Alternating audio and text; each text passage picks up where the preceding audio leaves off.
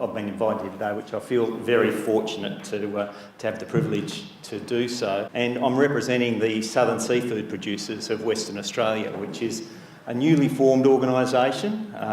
We've only been in operation a few months, but the members of this organisation have been basically supplying the consumers of Western Australia since the 1830s in terms of a region supplying seafood. So a fantastic heritage area. I guess the thing I am going to try and do today in terms of value adding, if nothing else, is I'm going to try and provide as much value to my employees as I can and keep mentioning the Southern Seafood Producers of Western Australia during this presentation. I just want to kick this off in terms of talking about value and what have you. I saw a great presentation a few years ago that was run by MLA in Queensland, and they had the Director for Innovation from Telstra there. And he made a statement that absolutely stuck in my mind, and it was about there's only two ways in the world of competing in a global market. One's on price and the other's on information. And as being mentioned already today, Australia is a very high cost place to be doing business. So to be competing on a price space in a commodity environment, we're probably on a hiding to nothing in many ways. And I just quote there, labour costs in Australia are amongst the highest in the world. So we need to be very mindful of cost isn't our competitive advantage. If I look at value in the Oxford Dictionary, the regard that something is held to deserve the importance, worth or usefulness of something in the context of a noun. We also talk about people's values and the principles of behaviour, one's judgment of what is important in life. And I think both of those things reflect people's behaviour when they're making a choice to part with their hard-earned dollar and what it is they're going to purchase and at what price point they believe that they're going to get value for money. And so I've just reinforced that fact about we need to be the ones that can convince them that our product is worthy of their hard-earned. If I talk about value and break it into two syllables, it's about val and then it's about you. And if I was to cast around the room and sort of say, Esther, can I ask, what's value to you?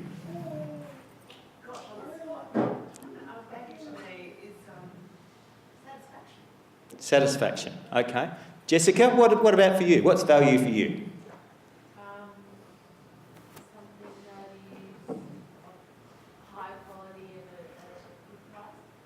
Okay. And look, if I had time, I'd go through this a bit more, but I think it's a fascinating discussion, and in a past life I was a lecturer and stuff, and I said to somebody one day, what's quality? And the person looked at me, and it's about 25 years ago, and said, oh, my idea of quality is that something's had a good life. So we all have a whole host of things that, and we make these judgments and values about what we consider value to be. So when I look at the two words val and you, I think it's about me understanding what you believe to be value and seeking out that information and starting to craft a process then that enables me to deliver to you. And beyond that, we're talking about our customer, but we're also talking about the end user, because some of the things that we do at the front end can in fact seriously inhibit the ability to achieve the maximum value at the end point. There's a lot of people when we talk about value adding and they get all excited about the stuff that's, machinery and things that go ping and buzz and bang and all that sort of stuff. I'm probably going to disappoint those people today. There won't be a lot of pinging and buzzing and banging going on, because I'm really going to look more into that human side of things in terms of how we can create value without huge capital investment perhaps. Who are your customers? We need to understand who are those customers, and whether they're the Dellendale customers that are obviously Western Australian based or they're potentially Eastern States based, but those customers will have their different needs and their different drivers and their different desires. Who is the end user?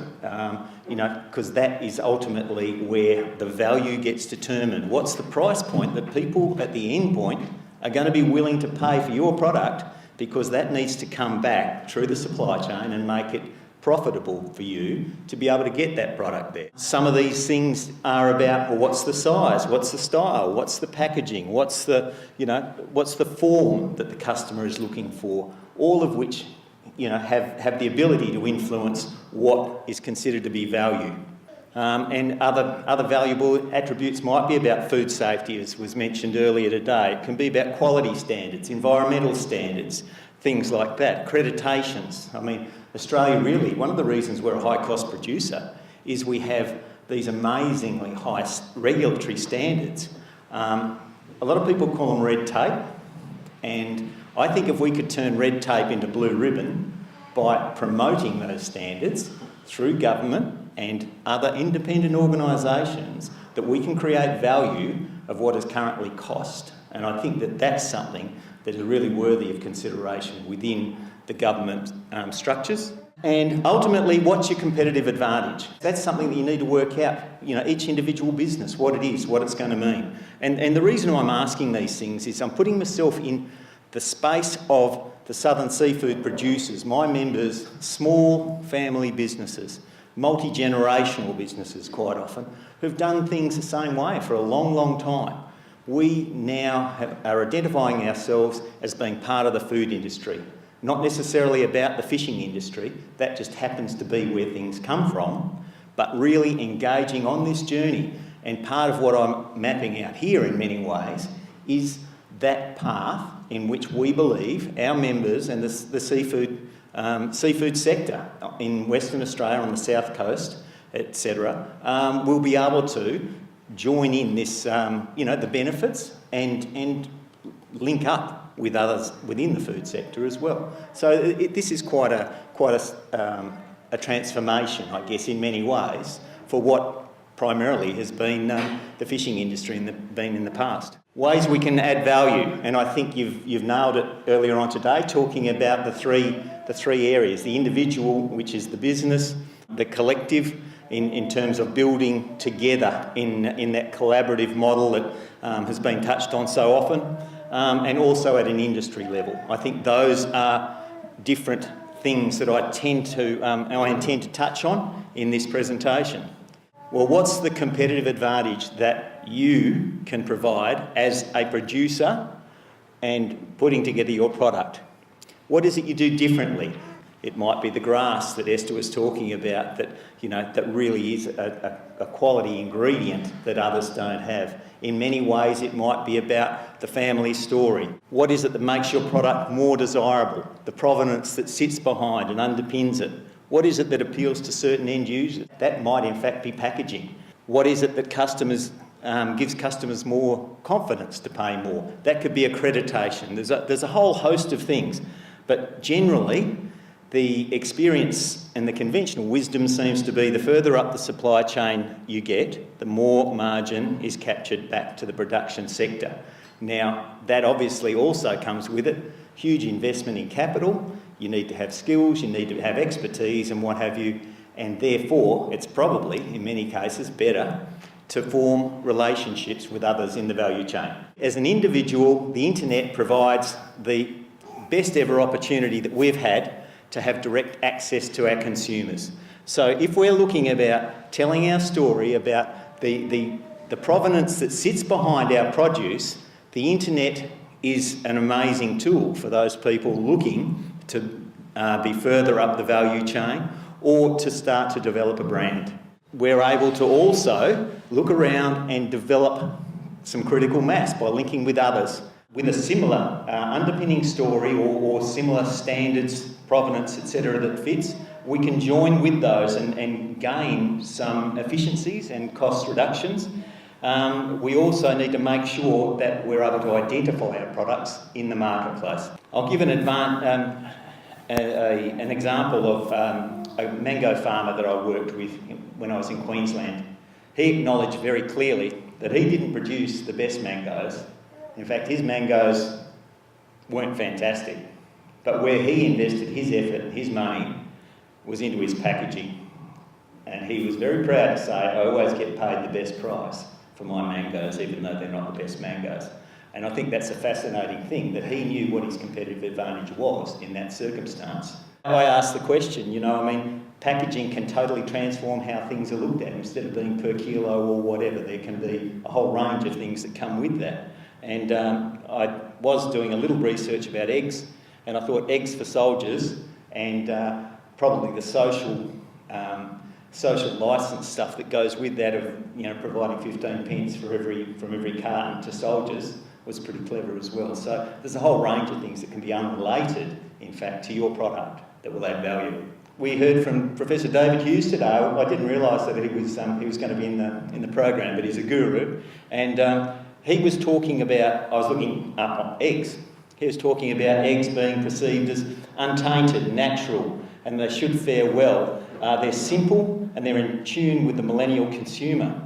I then went on to have a little further look and noticed that the next dot point he spoke about was that in Asia they do a far better job of making eggs as central to supermarkets as what the fish counter is. And I thought, hang on, that the fish counter is central to the value proposition in supermarkets? I thought that was quite extraordinary.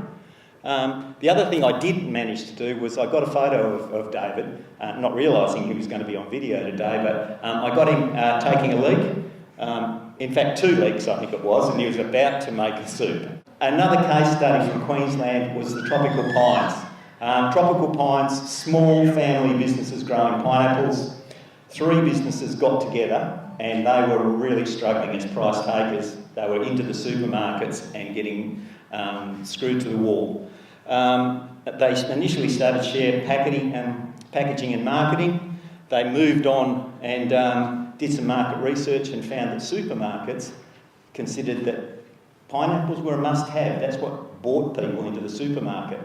That changed the game for what they started to do. They then started to invest in their quality assurance, their distribution, their supply chains, and started ramping up. Tropical Pines is now the biggest producer in Australia. They produce 12 million pineapples per annum, and it started from 3 small regional businesses in Yeppoon. What opportunities for seafood?